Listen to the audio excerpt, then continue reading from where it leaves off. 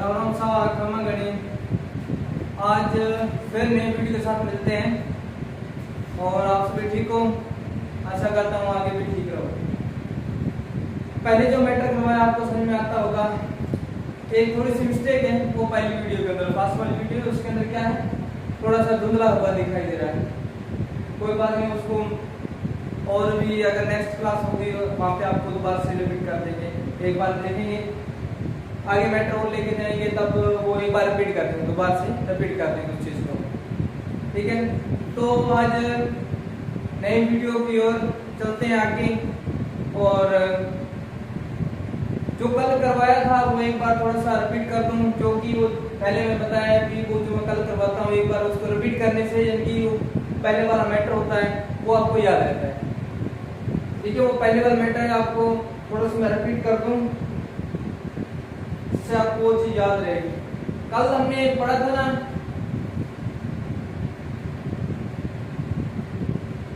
क्या पढ़ा था अभी?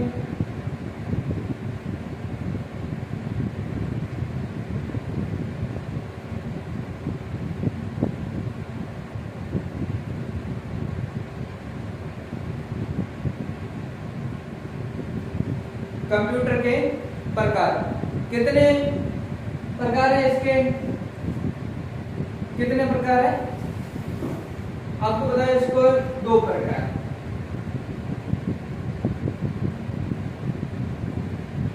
या दो प्रकार कह सकते हो या दो भागों के अंदर।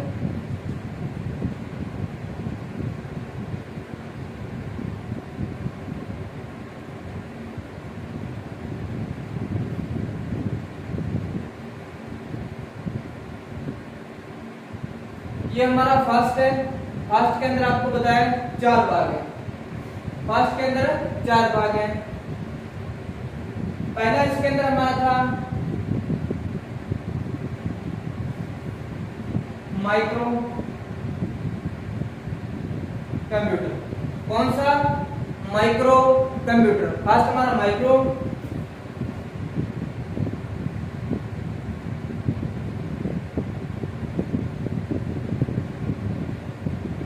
Micro mini,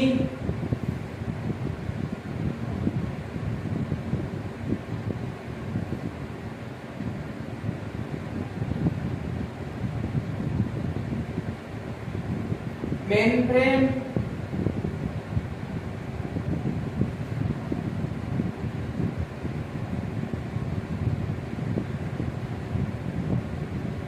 super computer. Micro mini main frame computer, इनको किस पे बांटा गया है?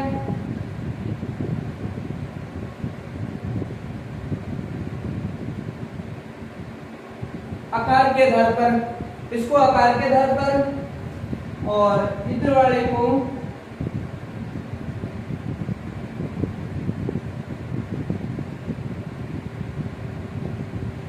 कार्य के आधार पर। इसके कितने भाग हैं? इधर वाले के 4 हैं, इधर वाले 3 हैं। पहला इसके अंदर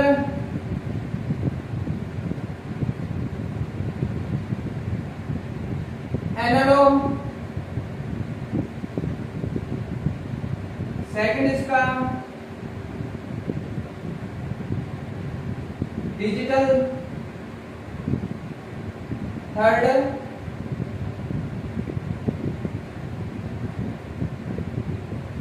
हाइब्रिड। आकार के आधार पर 4 है, कार्य के आधार पर 3 है। आकार के आधार पर 4, कार्य के आधार पर 3 है। आकार के आधार पर है micro mini main frame computer, micro mini main frame and super computer. 4 ये हो गया। और इधर कार्य के आधार पर 3 भागों के अंदर एनालॉग है, डिजिटल एंड हाइब्रिड है। एनालॉग का बताया आपको, ताप दाब वायु दाब विद्युत का प्रवाह है, इसलिए होता है। और डिजिटल का यानी कि संख्याओं के गणना के लिए। और हाइब्रिड का यानी कि इसका यूज होता है चिकित्सा केंद्र के अंदर। कहाँ? चिकित्सा केंद्र के अंदर रोगियों की जांच के लिए इस हाइब्रिड कंप्यूटर का यूज किया जाता है। और दोनों का मेल किसमें मिलता है? एनालॉग और डिजिटल दोनों का मेल किसमें मिलता है? हमारे हाइब्रिड कंप्यूटर के अंदर देखने को मिलता है। इस कंप्यूटर के अंदर आपको बताया ये घरों के लिए होता है, बाकी ये बेसिकली हमारे घरों के अंदर यूज नहीं करता है, ये तो बड़े क्षेत्रों के अंदर होता है। तो नेक्स्ट चलते हैं आगे।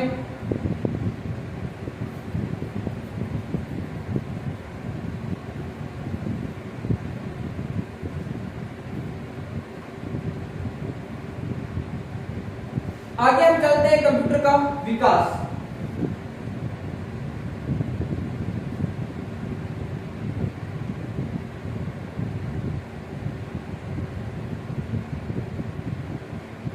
कंप्यूटर का विकास विकास के आधार पर कंप्यूटर को 3 भागों के अंदर बांटा गया है।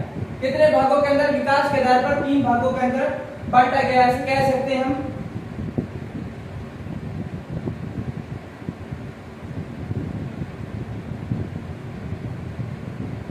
कितने भागों में? 3 भागों के अंदर। इसको मैं ऐसे डायग्राम के आधार पर बना रहा हूं क्योंकि डायग्राम के आधार पर हमें वो चीज क्या रहती है, याद रहती है।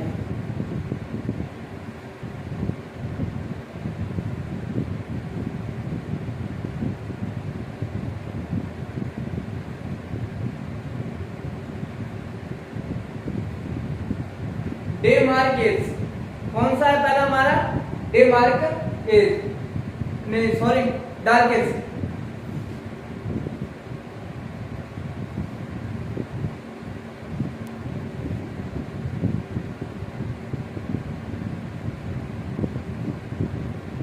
पहला हमारा है डार्केज और ये हम यहाँ पे मैं फर्स्ट लिख देता हूँ, यहाँ पे मेरा सेकंड हो गया।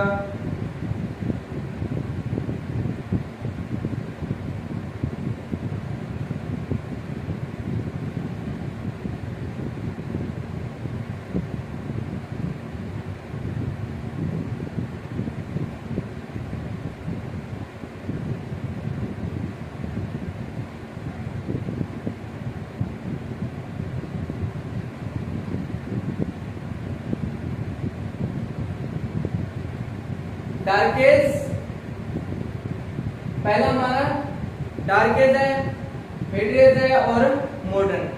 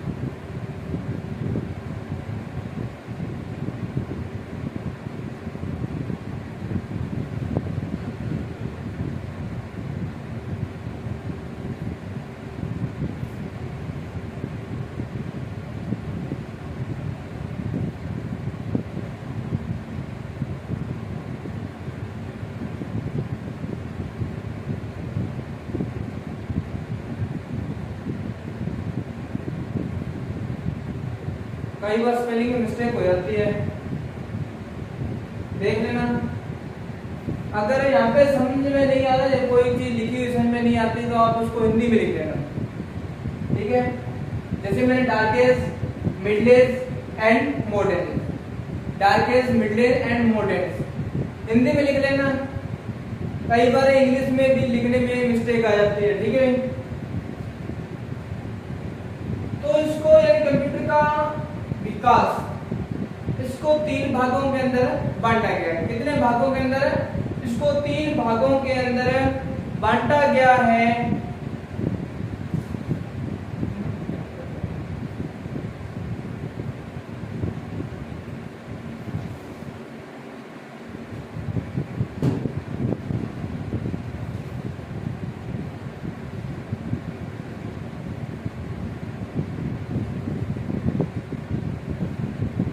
गर्मी है ना,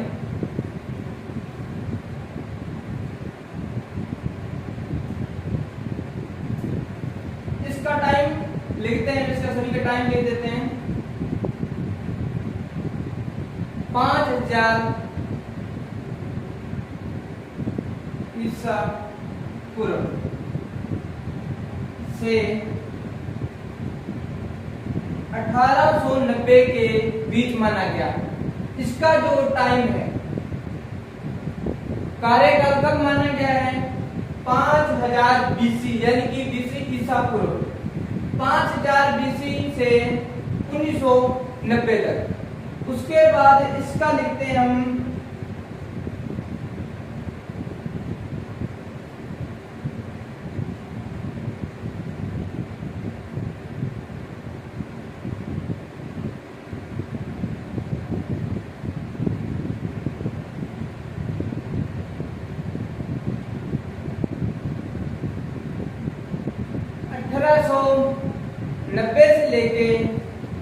1890 से लेके कहां तक भी 1944 तक। इसका टाइम 5090 5000 ईसा पूर्व से 1890 तक, और इसका टाइम है 1890 से लेके 1944 तक। 1944 तक। नेक्स्ट की बात की जाए, इसका टाइम सीधा याद रखना है आपने, याद कर देना 1944 1944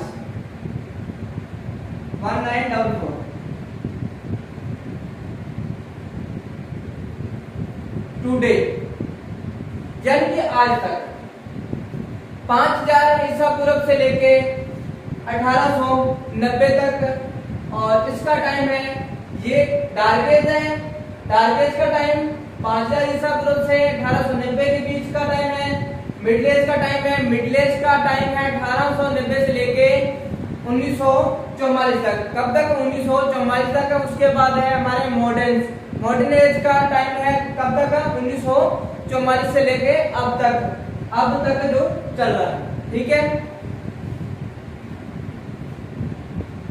देख लो भैया, स्क्रीनशॉट लेना चाहते हो थोड़ा स्क्रीनशॉट ले लेना।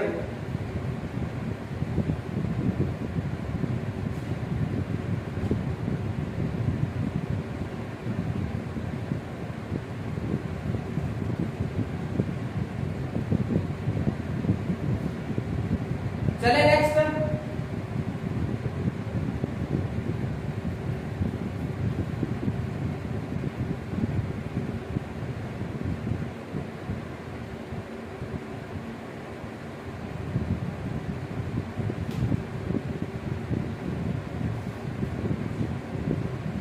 आज हमने पढ़ा था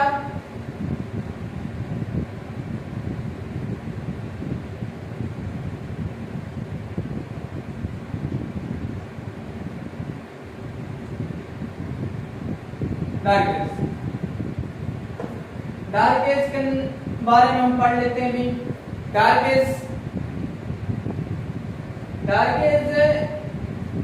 इसका आविष्कार किसने किया था? इसका आविष्कार किया था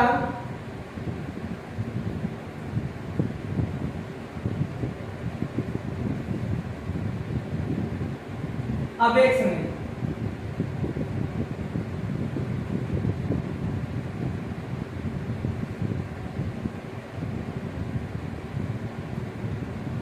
इसका आविष्कार अबेक्स ने किया था। कौन सा वैज्ञानिक है? अबेक्स। इन्होंने इस मशीन का निर्माण किया था।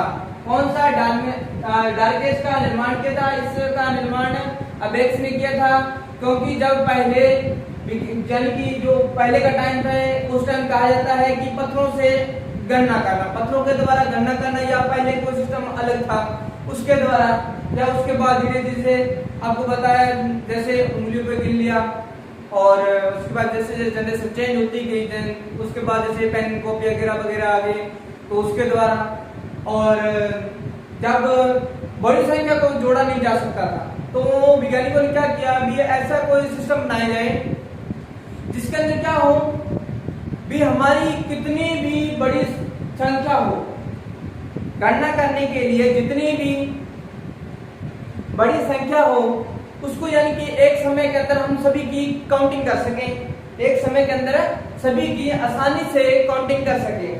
तो उसके बाद इन्होंने किस मशीन का निर्माण किया था, आपको बताया था किस मशीन का निर्माण किया था, कैलकुलेटर मशीन का निर्माण किया था। कंप्यूटर से पहले कैलकुलेटर मशीन का निर्माण किया था। किस लिए किया था, गणना करने के लिए, तो गणना क्या है आसानी से हो सके। उसके बाद में क्या है, हमारा कंप्यूटर है। धीरे धीरे कंप्यूटर का आविष्कार हुआ और कैलकुलेटर का निर्माण आपको बताया है भी सर्वप्रथम जो उसके वैज्ञानिक यानी कि पितामह, कैलकुलेटर के पितामह आपको बताया है कौन से थे, ईडी रॉबर्ट्स थे। और कंप्यूटर के पितामह चार्ल्स बेबेज थे। चार्ल्स बेबेज कंप्यूटर के पितामह और कैलकुलेटर के ईडी रॉबर्ट्स थे। तो आगे चलते हैं अबेक्स। अबेक्स ने कैलकुलेटर मशीन का निर्माण किया था। हाँ, इन्होंने भी कैलकुलेटर मशीन का निर्माण किया था गणना करने के लिए।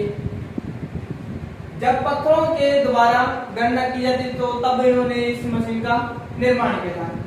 कौन सी मशीन, अबेक्स मशीन का शायद कहते हैं अबेक्स ही नाम रखा था इन्होंने, अबेक्स ही नाम रखा था। तो ये कहाँ के थे, अबेक्स जो थे ये कहाँ के थे,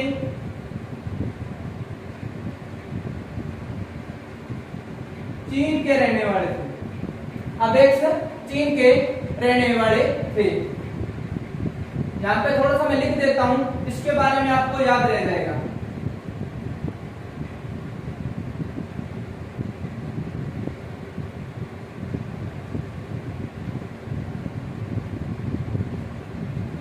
अबेक्स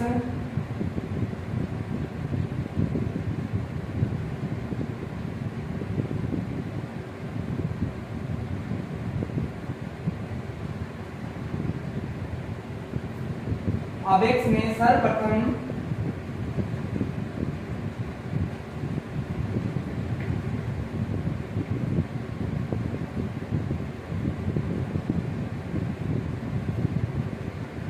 अबेक्स मशीन का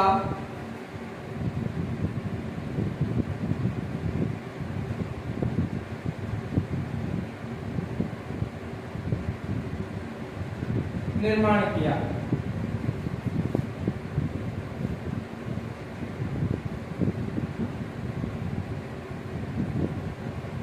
अबेक्स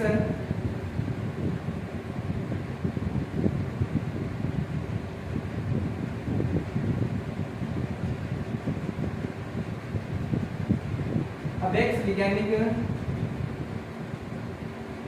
यह चीन के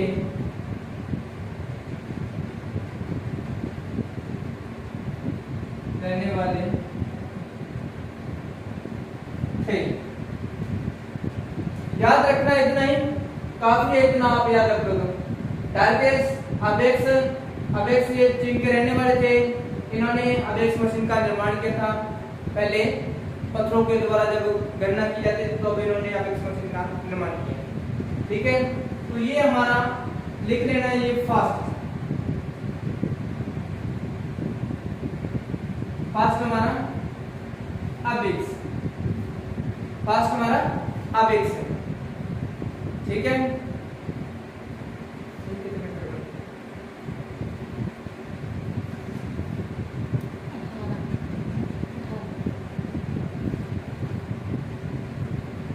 हो गया नोट।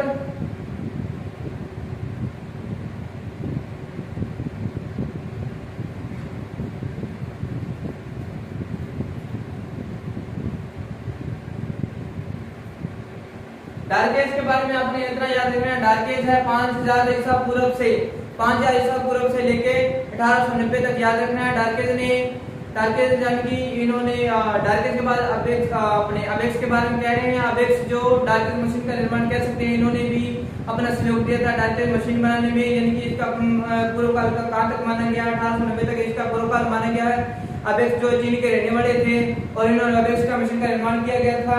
और इन दिनों ने चीन का उस समय क्या है, पत्थरों से गणना करने के लिए एक मशीन तो नहीं थी, मशीन नहीं थी, उसके द्वारा इनके पत्थरों के द्वारा इनकी गणना करते थे। पहले आपको बताया है कि पहले वैज्ञानिक कैसे गणना करते थे कैसे नहीं।